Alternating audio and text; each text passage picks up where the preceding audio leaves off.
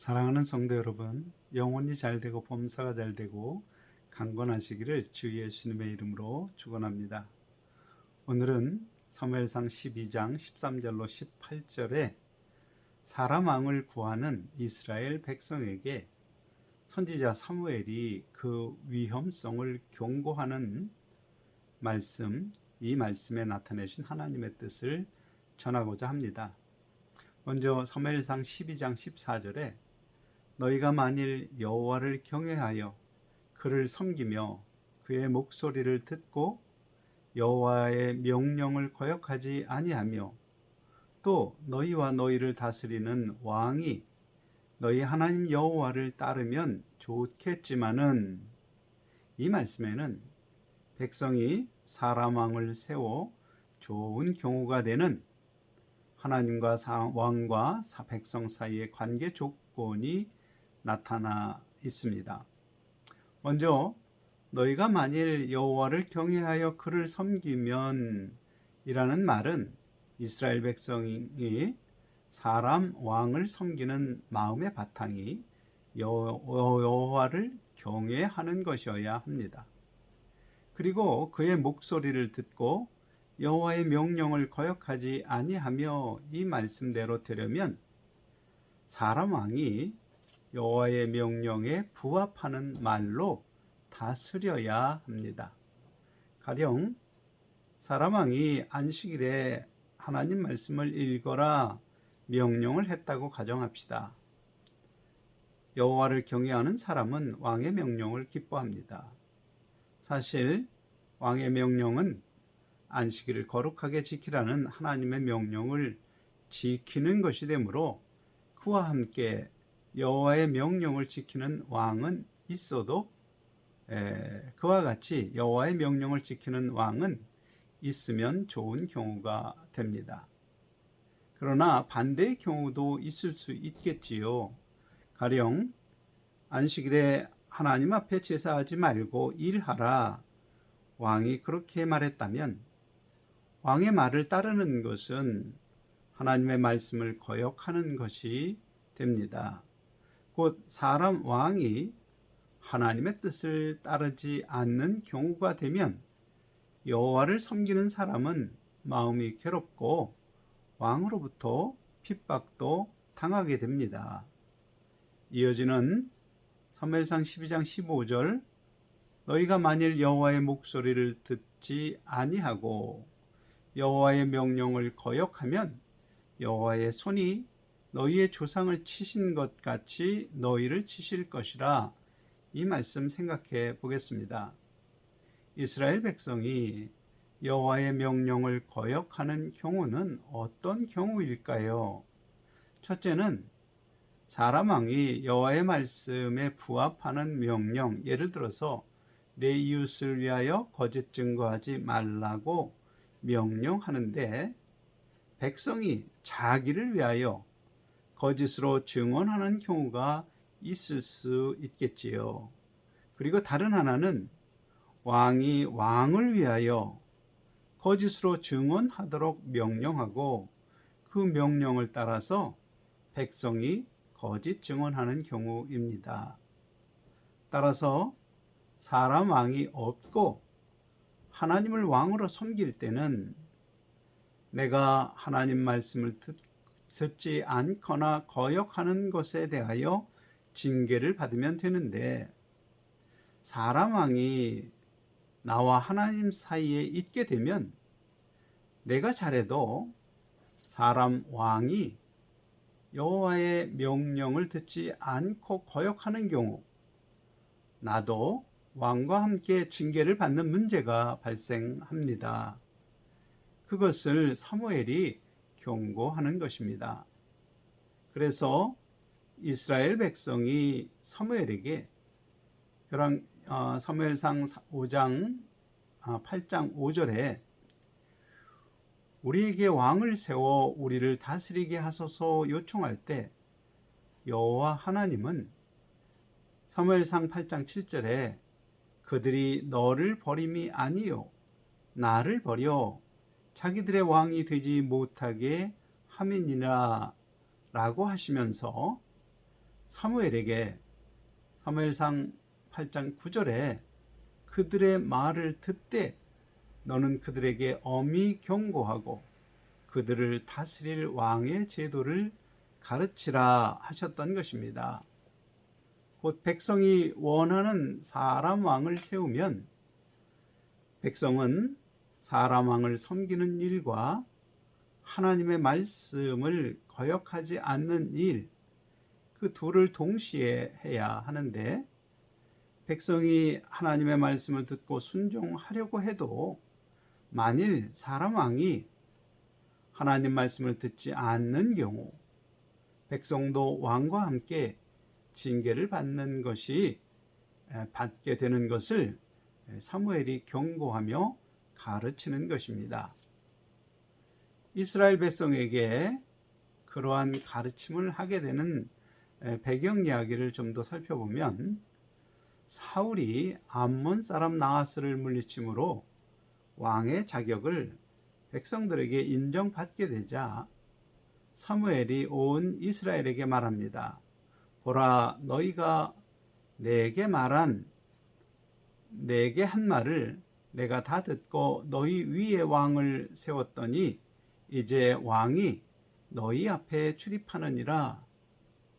영어 표현으로 보면 자 봐라, 너희가 바라던 너희의 지도자로서 왕이다, 그런 뜻입니다. 그렇게 사울을 왕으로 주목한 후에 지도자의 직무를 수행한 사무엘 자신에 관하여 백성에게 묻습니다. 사무엘상 12장 3절에 내가 누구의 소를 빼앗았느냐, 누구의 나귀를 빼앗았느냐, 누구를 속였느냐, 누구를 압제하였느냐, 내 눈을 호리게 하는 뇌물을 누구의 손에서 받았느냐, 그래하였으면 내가 그것을 너희에게 갚으리라. 한마디로 지도자로서 잘못한 것이 있느냐 묻습니다. 그러자 이스라엘 백성들이 대답하기를 당신이 우리를 속이지 아니하였고 압제하지 아니하였고 누구의 손에서든지 아무것도 빼앗은 것이 없나이다 라고 지도자 사무엘에게 흠이 없음을 확인해 줍니다. 그러자 사무엘은 다시 왕이신 여호와 하나님이 출애굽부터 베풀어 주신 은혜와 그 은혜를 이스라엘 백성이 잊고 하나님의 명령을 버리고 자기를 위하여 우상을 섬기는 죄를 짓고 또 그 죄로 인하여 이방에 압제하는 손의 고통을 받을 때 백성들이 돌이켜서 우리가 여호와를 섬기겠나이다 부르짖으면 하나님이 사사를 보내어서 원수의 손에서 건져내시고 또 너희가 안전하게 살게 하셨다는 그러한 사실을 사무엘은 조목조목 설명합니다. 사무엘이 지금 무엇을 지적하고 설명하는 것이지요? 이방에 압제하는 손에 고통당하는 것은 지도자인 사사들의 잘못이나 혹은 여호와의 문제로 그런 것이 발생한 것이 아니라 하나님의 백성인 너희가 왕이신 하나님을 버리고 이방 신들을 섬기는 것이 원인이다. 그러므로 여호와 하나님을 왕으로 잘 섬기면 문제가 없다는 뜻입니다. 그런데도 너희가 암몬 자손의 왕 나하스가 너희를 치러옴을 보고 우리를 다스릴 왕이 있어야 하겠다 하니 곧 어려운 환경이 다가오자 은혜를 베풀어주고 지키고 보호하시고 인도하시는 왕이신 하나님을 의지하지 않고 문제 많은 사람 왕을 찾고 의지하려고 한다는 뜻입니다. 그런 사무엘의 경고에도 불구하고 이스라엘 백성이 원하자 그 요구대로 사람 왕을 세워서 이스라엘을 다스리게 됩니다. 이 말씀을 오늘날 성도의 입장에서 생각해 보고 하나님이 주시는 교훈을 생각해 봅시다. 먼저 성도가 당하는 고통이 과연 하나님이 무심하시기 때문인가? 제 지인 중 한 사람의 예를 예로 설명합니다. 교회를 다니지만 술, 담배를 좋아하고 세상 낙을 즐기다가 뇌졸중으로 쓰러진 한 지인이 있습니다. 음식이나 술을 절제하지 못하고 몸 관리를 게을리 한 것이 의학적 원인입니다. 하지만 영적으로는 영광의 부활로 인도하시는 하나님 말씀을 버리고 자기 지혜를 따라 세상과 세상락을 사랑하며 신앙생활하는 것이 원인이 되어 허락된 병입니다. 처음 가볍게 뇌졸중이 왔을 때 다행히 하나님께 병 낫기를 소망하며 하나님을 찾았습니다. 다행히 병이 나았다고 판정을 의사에게 받습니다. 그런데 그는 하나님 앞에 기도한 것을 잊었습니다. 일상으로 복귀해서 세상 사람들이 몸에 좋다 하는 것을 먹으며 몸 관리를 처음에는 잘 하더니 술도 한 잔, 두 잔 마시기 시작하더니 세상을 사랑하는 예전의 생활로 돌아갔습니다. 그 사람은 고통이 자기 죄로 발생한 문제임을 깨닫지 못했습니다. 또한 하나님을 찾으며 기도한 것을 잊은 것입니다. 그의 기도를 들어주신 하나님의 은혜와 뜻을 버린 것입니다. 그는 얼마 지나지 않아서 뇌졸중이 재발해서 정신은 온전하여 의사소통을 눈으로 하지만 몸은 식물인간이 되고 말았습니다.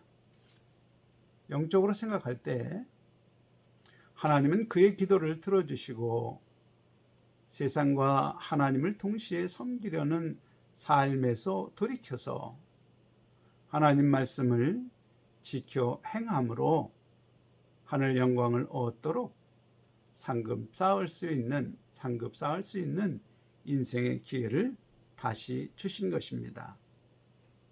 그런 하나님의 뜻을 버린 것이 원인이 되어 더 악한 상태를 만나게 된 것입니다. 그러면 이제라도 스스로 자기를 낮추고 죄를 회개하고 온전히 하나님을 의지하여야 하는데 사람의 지혜를 따라서 재활치료에 전념하고 있습니다. 재활치료하지 말라는 말이 아닙니다. 순서상 영혼이 잘 되어야 범사가 잘 되고 강건하게 하시는 하나님의 은혜를 누리는 영적 원리대로 먼저 하나님을 왕으로 의지하고 살아야 함을 강조하는 말입니다. 이어지는 사무엘의 경고, 사무엘상 12장 15절, 너희가 만일 여호와의 목소리를 듣지 아니하고 여호와의 명령을 거역하면 여호와의 손이 너희의 조상들을 치신 것 같이 너희를 치실 것이라. 이 말씀도 현대적으로 생각해 보겠습니다.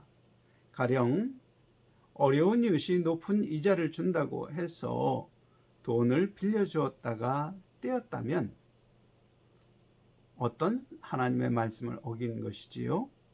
레위기 25장 37절, 너는 그에게 이자를 위하여 돈을 구워주지 말고 이익을 위하여 내 양식을 구워주지 말라.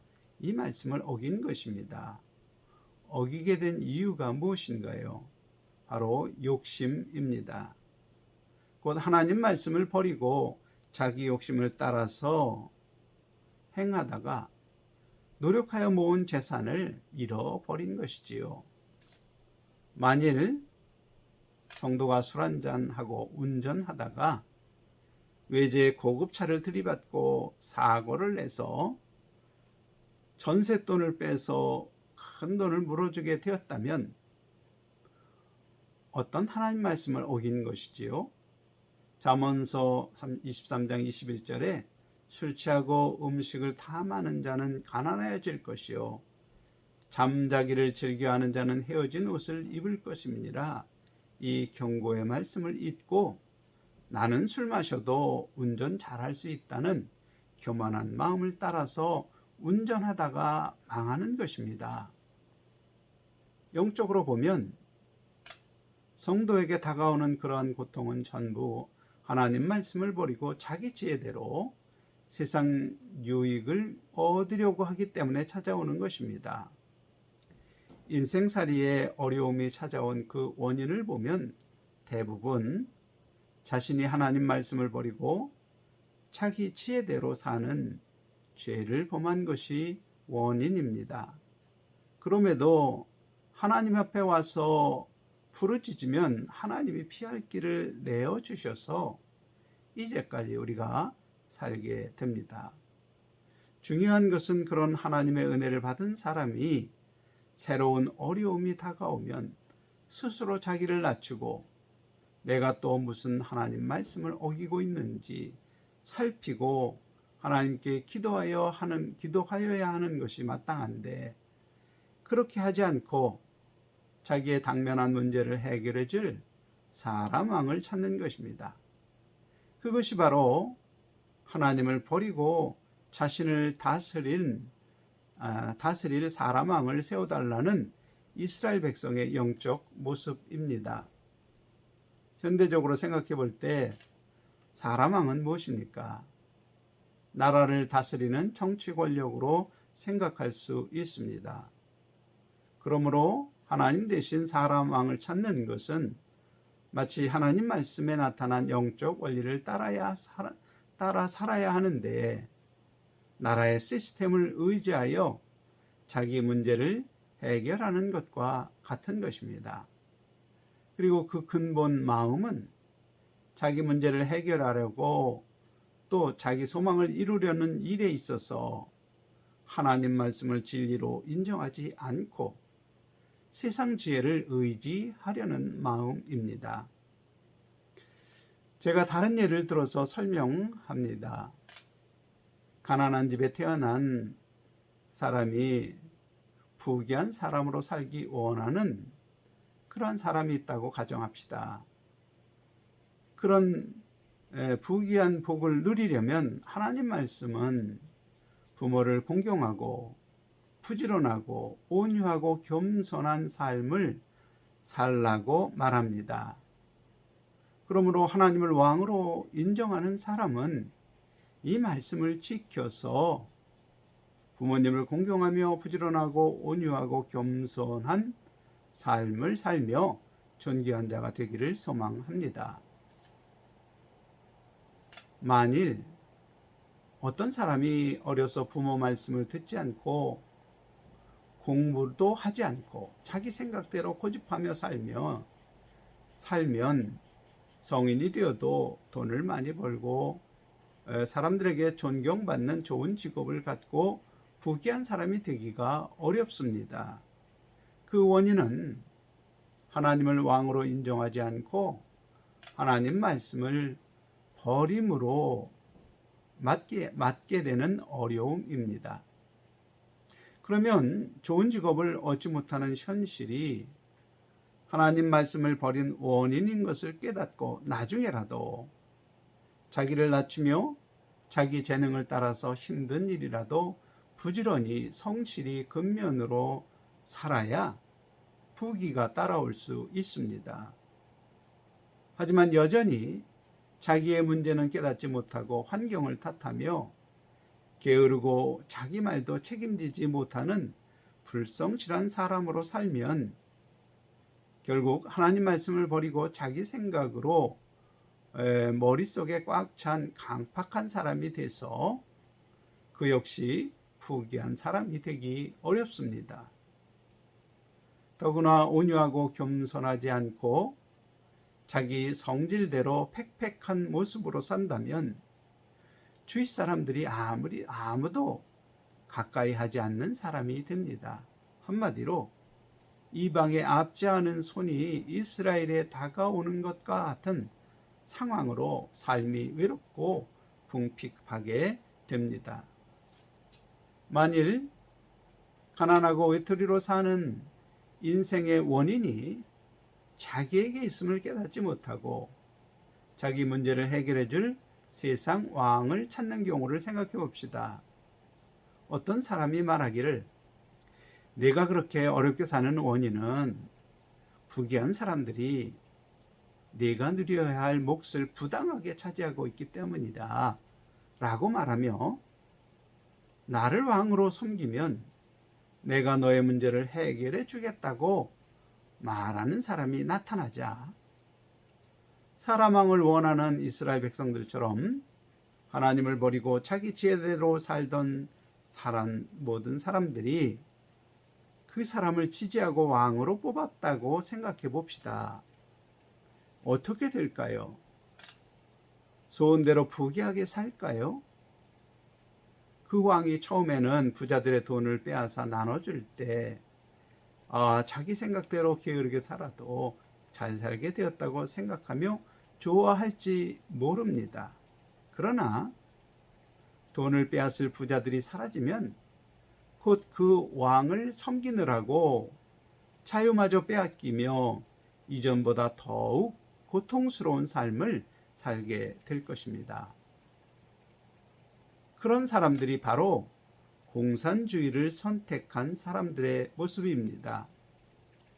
자기가 버린 하나님의 말씀으로 받는 고통 위에 나라가 국민을 책임지고 공동으로 생산하고 공평히 살게 하겠다는 사람의 지혜 위에 세운 공산주의 나라에서 받는 고통이 더해져서 자유와 인권을 빼앗긴 세상에서 가난하고 고통스럽게 사는 자기와 또 그 자녀들의 모습을 보게 되는 것입니다.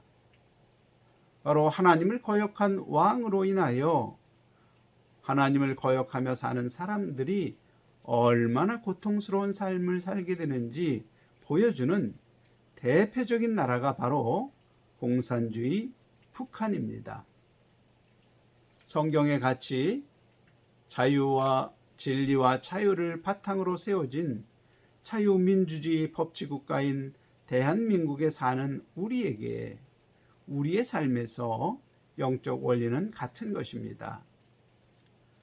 하나님 말씀은 분명히 거짓말하는 사람이 존귀한 자리에 합당하겠느냐 물으시며, 거짓말하는 자는 존귀한 자리에 합당하지 않다고 말씀하시는데, 자기가 평소에 따르는 어떤 정치 지도자가 거짓말을 하고 속여도 능력이 있으니 존귀한 자리에 올라도 나를 위해 잘할 것이라는 주장을 하며 그를 따라간다면 그것은 성경이 아니라 사람의 거짓말을 더 믿고 따라가는 것입니다. 그들 앞에는 거짓말하는 자의 속임수에 당하여 망하게 되는 책망이 앞에 있을 뿐입니다. 사랑하는 성도 여러분, 사람 왕을 구하는 것, 현대적으로 볼 때 하나님 말씀을 무시하고 하나님 말씀을 무시하는 그런 정치 권력이 만드는 나라의 시스템에 인생을 맡기는 것입니다. 사무엘은 때가 아닌 밀 베는 때에 우레와 피를 내려 그것이 죄임을 하나님이 알게 하셨지만, 지금은 바로 이 성경 말씀으로 우리에게 알려주시고 경고하는 것입니다. 다시 말해서 하나님을 버린 사람, 왕을 따라갈 때 하나님은 분명히 그것이 죄라고 경고합니다. 그럼에도 따라가면 망하는 것입니다. 성도가 가야 할 길은 다만 하나님을 섬기는 사람 왕을 따라가더라도 결코 사람 왕의 지혜로 약속하는 길이 아니라 오직 하나님이 보이신 진리의 길을 따라 살아갈 때 그의 인생은 이 세상에서도 부귀한 자로, 또 죽음 이후에는 영광의 부활에 들어가는 그러한 사람이 될 수 있습니다. 그러한 성도 여러분이 될 수 있기를 주 예수님의 이름으로 간절히 축원합니다.